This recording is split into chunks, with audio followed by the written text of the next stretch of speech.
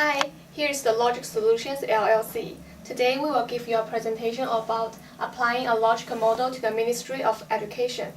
We have analyzed the Ministry of Education situation and have found that your primary challenge is the lack of clarity in terms of outcomes and the target goals. It makes it difficult for people to work together and improve the system of education in Brazil. We believe that your first step is to clarify your purpose and think through the short-term and long-term milestones, the activities and the resources you need to leverage your goals. Our tool, the Logic Model, will help you clarify the Ministry of Education's goals. Here's the agenda. We will give you the definition of a logical goal, how to use and build a logic model, and applying the logic model to the Ministry of Education. What is a logic model? A logical model is a tool to help you lay out the program. It's a roadmap of your program and help the organization make sure what you want to achieve, what sorts of activities you want to do, and what sorts of resources you want to have. It also establishes a common understanding between your manager and your evaluator. It's an assessment tool to monitor and improving programming, and it's a way of making informed decisions as an organization and make sure the people work on the same page and then evaluate how they did it. Now I will introduce my colleague Trevor to give you more details about the component of the logical model. In its most basic form, a logic model resembles a flowchart with 5 components sequenced together. Now the purpose of sequencing these components is to show how the various elements of your program lead into each other. In brief, the 5 components or stages of a logic model are resources, activities, outputs, outcomes, and impacts.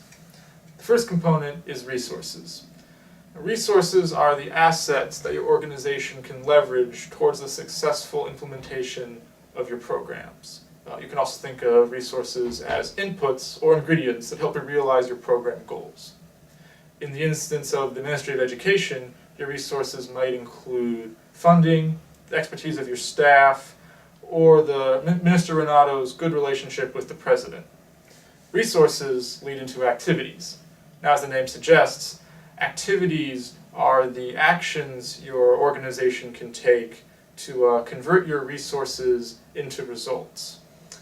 As an example, while there are many different forms an activity could take, for the Ministry of Education, one potential activity could be a continuing education program for primary school teachers.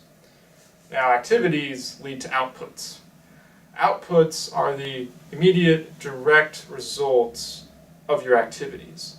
If you want to think about your outputs, it can be helpful to consider, what did my activities immediately accomplish?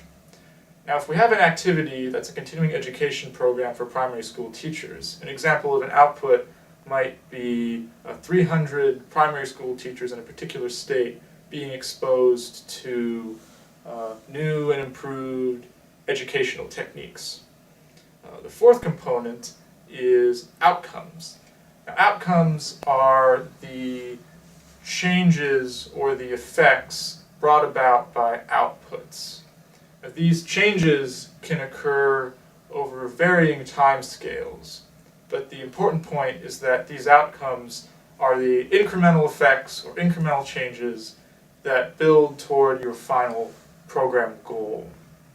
Continuing with our example, if your output is a certain number of teachers being exposed to new educational techniques, a potential outcome would be improved student learning and classroom performance in the schools where those teachers worked.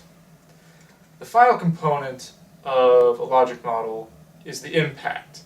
Now, the impact is your organization's main goal. This is what you're striving to achieve. This is the long-term change that you really hope to accomplish.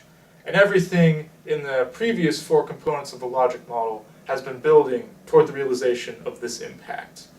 To finish our example, if we have an outcome involving improved student learning and performance, perhaps the impact is higher literacy rates and better student preparedness to move on to secondary education amongst the students who were served by this program.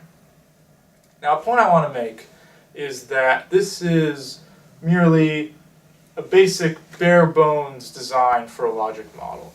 Now, in practice, you can consider how to adapt your logic model to your unique circumstances. Maybe some components need to have a great deal more information or detail, while other components can be left in a more basic format. The point is, the logic model is a tool that you can adapt to fit your unique needs. And now, I'll introduce my colleague Rosa, who will go into some detail about how to use and build a logic model. A logic model can be useful for a variety of reasons. First, it can be used to clarify the needs of your target community. It can also be used to link your resources to your impact. It is a critical tool in establishing a group process and shared understanding of your mission and vision. And it can be used to evaluate your organizational progress towards goals. A logic model, since it's so dynamic, can be used to adapt to changes in the organization and environment. And finally, it can be used to support marketing efforts by establishing clear communication goals and prioritizing your resources. In order to build a logic model, first identify the problem being addressed by your organization. Then consider the program theory and assumptions you're making as to why and how your organization can remedy this problem. It's important to define the desired impact. What are the large-scale systems-wide changes you want to see as a result of your organization's efforts? What are the outcomes and outputs that lead to this impact? It's important to account for the resources available to you, and equally important to consider the barriers and constraints that you face. Let's apply the logic framework to the Ministry of Education. First, we'll consider impact. A possible impact that you could have is that funding and programming is effectively allocated and designed to fit the specific needs of states and municipalities in Brazil. An outcome that could lead to this impact is the improved ability to monitor and track the performance of schools. An output that could lead to this outcome is that accurate, current, and comprehensive data on educational attainment is easily accessible to professionals within the Ministry of Education. An activity that could lead to this output would be finding and implementing an improved data management system and training all employees on how to use this new system. Now we'll consider our resources. We have political support, employees, and financial resources. Some barriers that we face are lack of technical expertise and equipment, and finite funds. Thank you very much for watching our presentation. We hope that you found it informative. From all of us here at Logical Solutions, LLC, choose the logical way. Trust us, it works.